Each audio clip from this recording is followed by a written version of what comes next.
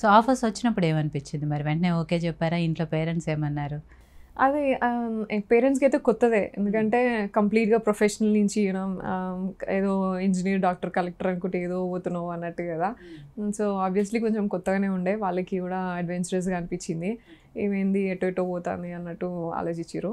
But నేను I have taken my own responsibility. ఇంకా నేను చేసుకుంటా, మీకేంటి, మీకు చెడు పేరు రావద్దు అంతే కదా, దాని దగ్గర చూసుకొని చేస్తాను నేను అని ఉన్నా అంతే. ఇక అట్లే I come from that orthodox family and also నాకు ఆ వాల్యూస్ ఎందుకు, ఐ హోల్డ్ దోస్ వాల్యూస్. అందుకనే తొందరగా నేను అన్నీ వచ్చినాయి కదా ఆపర్చునిటీస్ అని టక్క అన్నీ ఏదైతే అది చేయలేదు.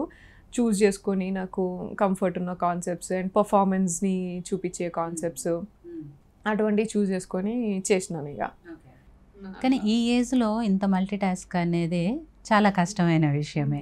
ఇన్ని నెట్స్ ఇంకోటి ఏంటంటే, నేను ఇందాక అందుకే అన్నాను, బాహ్య సౌందర్యంతో పాటు ఆత్మ సౌందర్యం కూడా ఉంది అని. ఎందుకు అన్నాను అంటే, చాలామంది ఈ ఫీల్డ్లోకి వచ్చిన తర్వాత, ఇంత హీరోయిన్గా అయ్యి ఇన్ని సినిమాల్లో చేసిన తర్వాత ఇక సేవ అనేది పక్కకి వెళ్ళిపోతుంది. మనం ఎంత అనుకున్నా కూడా దీంట్లో బిజీ అయిపోవటము, లేకపోతే మన టార్గెట్స్ వేరే ఉండటంతో అటు పక్కకి వెళ్ళిపోతుంది. కానీ మీరు అలా ఎక్కడా కూడా దాన్ని పక్కన పెట్టకుండా దాన్ని కంటిన్యూ చేస్తూ ముందు దానికే ప్రయారిటీ ఇస్తున్నారు చూసారా.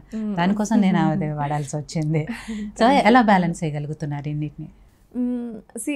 ఫర్ ఎవ్రీథింగ్ ఒక కోర్, ఒక థ్రెడ్ ఒకటి ఏంటంటే social work. And that is like social work అంటే నేను ఎంతమందికి నేను రీచ్ అవ్వగలుగుతా, ఎంతమందికి హెల్ప్ చేయగలుగుతాను అనేది నా థ్రెడ్, బేసిక్ థ్రెడ్ అది. అంటే లైక్ నేను ఐఎమ్ కంఫర్టబుల్, లైక్ అట్లీస్ట్ నాకు ఫుడ్, షెల్టర్ వీటికైతే ప్రాబ్లం అయితే ఏం లేదు.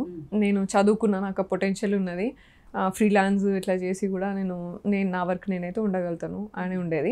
సో నేను ఏది చూసినా నేను ఫస్ట్ నేను రీచ్ పెంచి లైక్ ఎక్కువ మందికి ఏం హెల్ప్ చేయగలుగుతా, ఎట్లా హెల్ప్ చేయగలుగుతా అని ఆలోచిస్తూ ఉంటాను అన్నట్టు. సో ఉన్న అన్నిటినీ కూడా అట్లే బ్యాలెన్స్ చేసుకొని, దేనికి ఎంత టైం ఇచ్చుకోవాలి అంత టైం డివైడ్ చేసుకొని ప్రాపర్గా. మూవీస్ అయినా సరే మనకి ఎక్కువ లైక్ ఎవ్రీ మంత్ మూవీస్ ఉంటుంది కదా, మంత్లీ సమ్ లైక్ 10 days లేకపోతే అట్లీస్ట్ 1 week షూట్ ఉంటుంది. So remaining time what would I do, నేను రిమైనింగ్ టైంని మిగతా బిజినెస్ లేకపోతే యాంకరింగ్ ఇటువంటివన్నీ బ్యాలెన్స్ చేసుకొని చేసుకుంటా అన్నట్టు అంతే. అండ్ ఇంకోటి ఏంటంటే, మనకున్న లిమిటేషన్స్, బౌండరీస్కి నేను అంత ఎక్సెల్ అవ్వే ఛాన్సెస్ కూడా లేవు కదా మూవీస్లో. పర్ఫార్మెన్స్ ఓరియంటెడ్ రోల్స్ కానీ అట్లా అని పిక్ చేసుకుంటా, మంచి రోల్స్ పిక్ చేసుకొని వెళ్తూ ఉంటా అంతే. But for major bread and butter are లేకపోతే ఏదైనా మల్టిపుల్ సోర్సెస్ ఉండాలి ఎట్లయినా.